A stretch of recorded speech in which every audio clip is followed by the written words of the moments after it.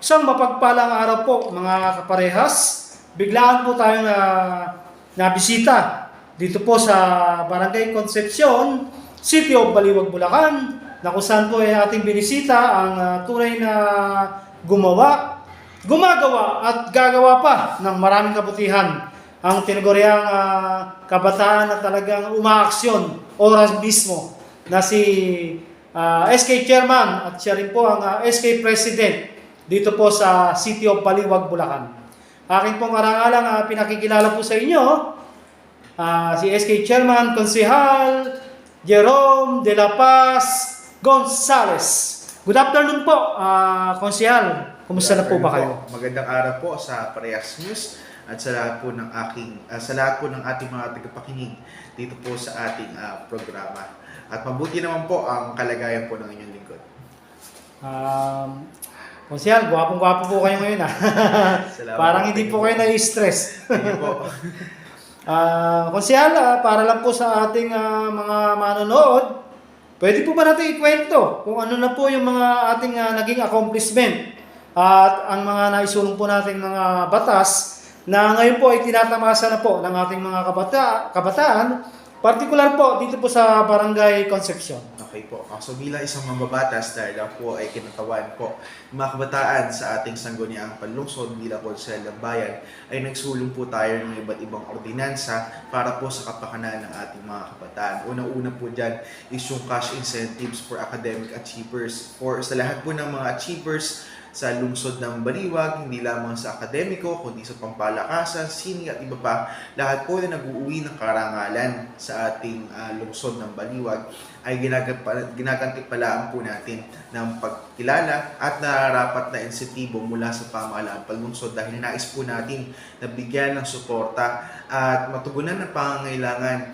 ng ating mga kabataan na nagdadala ng karangalan dito sa lungsod ng Baliwag. Yun po yung tinatawag nating Bright Ordinance for Baliwagenyo Achievers. So yung mga nagtatop notcher po sa board exam, sa bar exam, yung mga nakakaabot po sa palarong pabansa na bawat medalya ay may katumbas na gantimpala. Dahil nais po natin dito sa lungsod ng Baliwag ay suportado ang mga kabataan sa lahat ng sektor. At pangalawa po ay nagpasa din po tayo ng isang ordinansa kung saan nagmamandato sa lahat ng SK sa buong lungsod ng Baliwag na magtayo or magsagawa ng isang SK Youth Center katulad po nito na meron tayo sa Barangay Concepcion.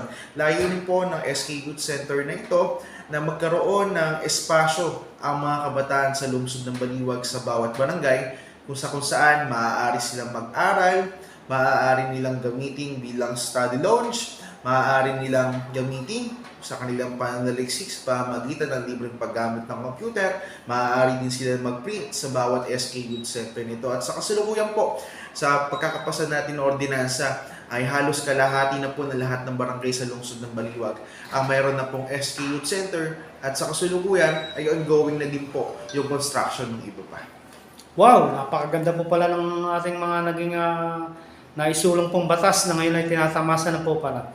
Maliban po ba dyan, Chairman, Konsehal, ano pa po ba yung ating mga nakalimutan pa? Baka meron pa po tayong mga nakalimutan. Okay, nito lang, meron pa po tayong kakapasa lang. Ito yung tinatawag nating Eco Guardians Program dito sa Baliwag, kung saan sa bawat eskwelahan sa lungsod ng Baliwag ay magtatayo ng isang student organization na tatawagang Eco Guardians. Layunin ng Eco Guardians na ito na magtayo ng isang organisasyon ng mga estudyante na silang mamumuno sa pangangalaga ng kalikasan sa kanilang paaralan, mangunguna, mag-i-spearhead ng mga programa at proyekto sa pagtulong sa pangangalaga ng ating kalikasan dahil layunin natin na kailangan habang bata pa lang, habang kabataan pa lang ay matuto na tayong pangalagaan ng ating kalikasan dahil sinasabi nga natin kung ang kabataan ng pag-asa ng bayan ay dapat sa kasulukuyan pa lamang ay matuto na tayong alagaan ng ating kalikasan. So isa po yan sa mga kakapasa pa lang po nating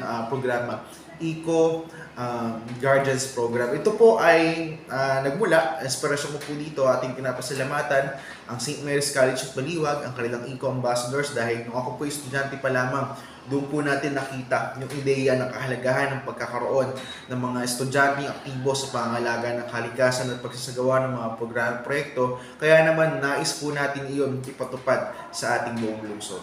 Konsyal, pwede po bang malaman natin kung ano po yung mga naging project na po natin at gagawin pa po? Okay po, unang-una po dito sa Barangay Concepcion, yung mga naging proyekto natin dahil nakafocus po tayo sa edukasyon ng ating mga kabataan. Anuman ang karaang taon po ay nagsasagawa po tayo ng scholarship program para sa ating mga kabataan. Sa abot po ng ating mga kaya, minamaximize po natin ang ating mga resources. At gayon din naman, nais po natin na ang Barangay Concepcion, ng Sangguniang Kabataan ng Barangay Concepcion ang manguna sa mga pagpapatupad ng mga makabuluhang proyekto para sa ating mga kabataan. Kaya po dito din po sa Barangay Concepcion, unang ipinatupad ang Cash Incentives Program for Academic Achievers. So lahat po ng graduate ng summa cum laude, magna cum laude at cum laude dito sa Barangay Concepcion ay nakakatanggap po ng cash incentives mula po sa Sangguniang Kabataan. Ganyan din naman, patuloy po ang ating mga suporta sa mga atleta na mula sa Barangay Concepcion, basketball, volleyball, ano pang sports sa abot ng ating makakaya. At ito nga po ang patunay ng mga nakamit ng tagumpay ng kabataan ng Barangay Concepcion. At dahil para po sa atin, ito po ay hindi nating accomplishment, kundi accomplishment ng buong barangay, accomplishment ng bawat kabataan. At gayon din naman, last December po ay meron tayong isinagawang first ever. I don't know kung first ever dito sa lungsod ng Baliwag, pero most likely first ever sa Barangay Concepcion. Ito po yung ating educational tour para sa mga kabataan. Libreng field trip po ito para sa mga kabataang bihirang makaranas ng field trip. So, dinala po natin sila sa National Museum, sa Luneta Park. Libre po ito, wala silang binayaran na sa ganun. Sila po ay makapamasyal at matuto sa pamagitan po ng field trip na ito. At syempre, isa din po ito sa mga flagship program natin. Kung nasaan po tayo ngayon, ito pong SK Youth Center. Ito po ay isa sa mga naunang SK Youth Center sa lungsod ng Baliwag. Way back 2024 po nang binuksan natin SK Youth Center dito. Welcome po dito ang lahat ng kabataan. Maaari po nilang gamitin ang espasyo na ito para sila ay mag-aral. At dito ay pinapatupad din po natin yung libreng paggamit ng computer, libreng internet, at libreng pagpaprint. Dahil alam po natin yung balakid ng mga kabataan natin sa pagpiprint. Kahit paano nais po natin makatulong sa kanila na mabawasan yung kanilang mga gastusin. Kaya po, unlimited print, kahit gaano po kadami, basta po tiga Concepcion. At kahit po yung mga tiga-ibang barangay na nakakailangan ng tulong, ay welcome na welcome po dito sa ating SK Youth Center. It's your time, Konsi. Kung nanonood po ang ating mga kabarangay ngayon, particular po sa ating mga kababayan, dito po sa lungsod ng Baliwag, Bulacan, mensahe po para sa kanila. Okay po. Unang-una, mensahe ko po sa Barangay Concepcion. Tayo po ay nagpapasalamat sa inyong patuloy na suporta sa mga gawain po ng Sangguniang Kabataan at ng ating pamahalaang barangay. Kaya hindi naman po sa lahat ng kabataan sa lungsod ng Baliwag ay asahan po ninyo na mayroon po tayong mga SK sa lungsod ng Baliwag na aktibo at handang magserbisyo para sa bawat isa. Wow, napakaganda. Ito po, Konsehal, huling katanungan po namin. Bagaman po ito'y nakakabigla, pero ano po bang kayang-kaya mo po sagutin ito?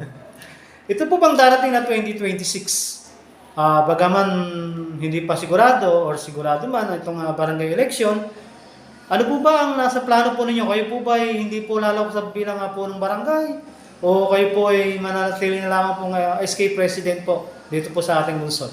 Okay po, unang-una po, ako hindi na po makakalabag bilang SK dahil ako po ay overage na para po sa SK. Ngunit sa kasalukuyan ay pinagsatatabi muna po natin ang usapang politika at nakafocus po muna tayo sa ating trabaho. At naniniwala man po tayo kung saan po tayo mas makakatulong sa darating ng tamang panahon ay doon po tayo tatayo. Wow, napakagaling talaga ng ating SK Chairman at kasalukuyang konsehal po ng lungsod. Buhat po dito sa Barangay Concepcion. Pasensya po talaga natitense lang. Ang ating pong nakapanayam, ang tunay na gumawa, gumagawa, at gagawa pa ng tunay na kabutihan at mga malasakit dito po sa ating lungsod ng Baliwag, Bulacan. Particular po dito sa Barangay Concepcion, City of Baliwag, Bulacan. Ginagalang Jerome de la Paz Gonzales. God bless po mga kaparehas. Maraming Ingat-ingat salamat po. po.